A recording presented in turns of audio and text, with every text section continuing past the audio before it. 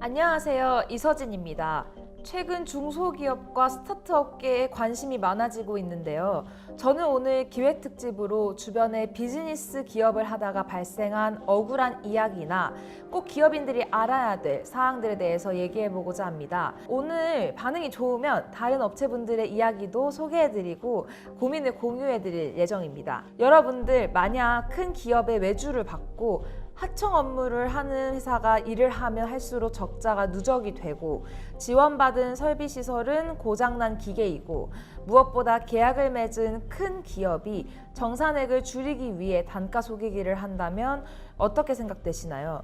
오늘 소개해드릴 사연은 피해액이 17억 원 이상, 이미 공정거래위원회에서도 문제점을 인지하고 불공정 행위로 권고 조치를 취했으나 계속된 시간 끌기로 이미 회사 파산은 물론 갖고 있는 모든 것을 잃은 한 대표님을 소개해드릴까 합니다. 반갑습니다, 대표님. 예, 아산패키지 대표 송주영입니다. 정확히 어떤 내용이죠?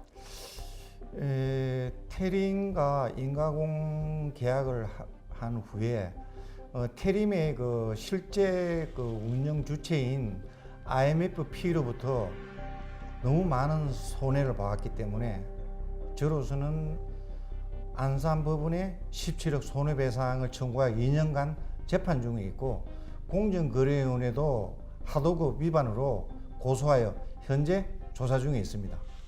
그럼 IMMP는 어떤 곳인가요? 예, 대형 사모펀드로서 테림을 인수하여 운영해온 그 대형 사모펀드입니다. 정리해보면 박스, 물류업계의 큰 기업 테림이 업체들과 하청 계약을 맺었는데 단가 속이기와 대금 등 계약 약속을 지키지 않아 피해가 누적되고 결국 회사가 문을 닫게 되는 상황까지 갔다는 말인데요. 그 테림은 대형 사모펀드인 IMMP에 인수합병이 되어 운영이 되었기 때문에 수익성 극대화 과정 속에서 이런 피해가 발생하였다. 뭐 이런 말씀이시죠? 네, 그렇습니다. 대형 사모펀드에 인수되어 운영되었기 때문에 충분히 해결되지 않았다고 생각합니다. 그럼 오늘 인터뷰는 단순히 피해 내용만 공유하는 것뿐 아니라 다른 기업들도 이런 사례를 조심해야 된다. 이런 내용이 담겨 있으니 하나씩 꼼꼼하게 살펴보도록 하겠습니다. 우선 상식적으로 이해가 안 되는 게 매출에서 제작비를 빼고 임가공비라는 명목으로 대표님 회사에게 드리기로 한 것 같은데 계속해서 사실상 남는 게 없는 사업이면 처음부터 계약을 하지 않으셨으면 되는 거 아닌가요? 예, 처음에는 뭐 구두로 저희들이 뭐 대기업하고 계약하기 때문에 뭐 저희들은 너무 좋아했고 그래서 계약서가 없는 상태에서 벌써 일을 시작했습니다.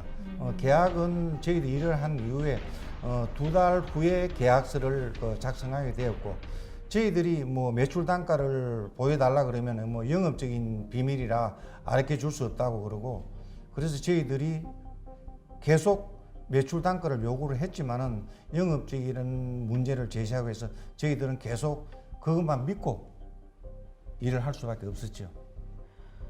그럼 그쪽에서 그 회사 측에서 이익이 남지 않는다는 것을 알고는 뭐 가격을 올려준다거나 뭐 이런 다른 조치는 없었나요?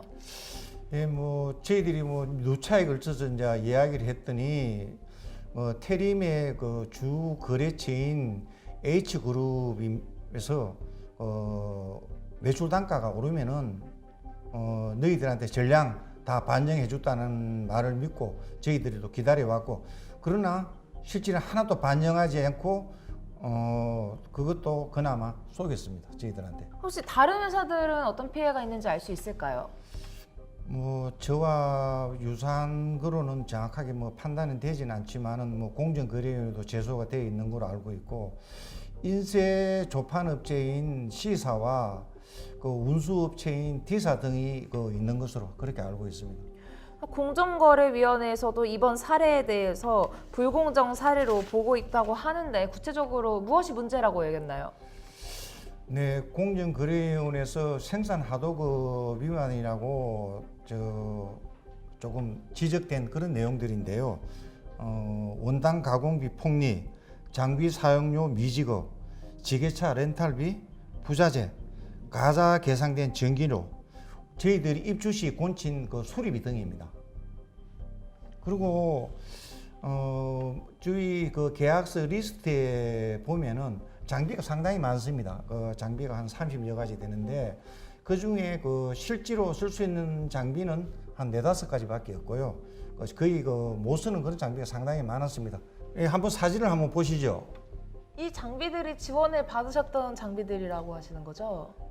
예, 리스트에 있는 장비가 분명히 맞습니다. 이런 장비로 하시기가 좀 힘드셨을 것 같은데. 아니, 작업이 불가능하죠. 계약서 상에는 태림에서 장비를 다 제공한다고 되어 있지만은 쓸 수 없는 장비들 때문에 어쩔 수 없이 저희들 장비가 투입이 됐고, 그래서 손해가 더 막심하게 커졌던 것입니다. 현재 태림과의 상황은 어떠신가요? 태림의 실 경영주인 IMF가 세하상력이라는 회사에 매각 중인 것으로 알고 있으며, 저희같이 피해 업체들은 아직까지 보상도 받지 않는 그런 상태에서 계속 매각이 진행되는 것으로 그렇게 알고 있습니다.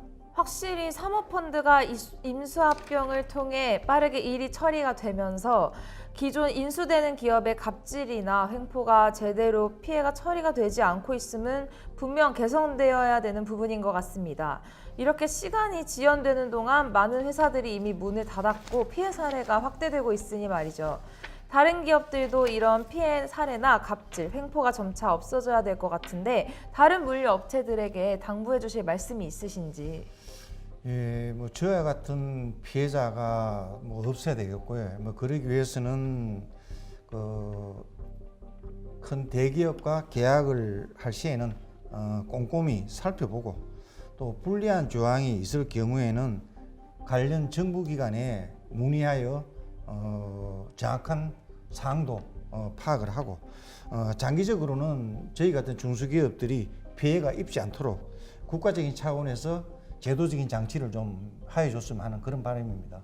물류회사뿐 아니라 국내 제조업, 중소기업들의 고질적인 단가 후려치기, 제작비 부풀리기 등은 다양한 피해 사례가 있는 것 같습니다. 공정거래위원회나 중소기업청 등에서 관련 피해받은 사람들은 상담 신청이 가능하다고 하니 잊지 않으시면 좋겠습니다. 또한 피해받은 부분들이 있으면 사진이나 서면으로 꼭 남겨주시길 바랍니다. 오늘 귀한 시간 내주셔서 감사합니다.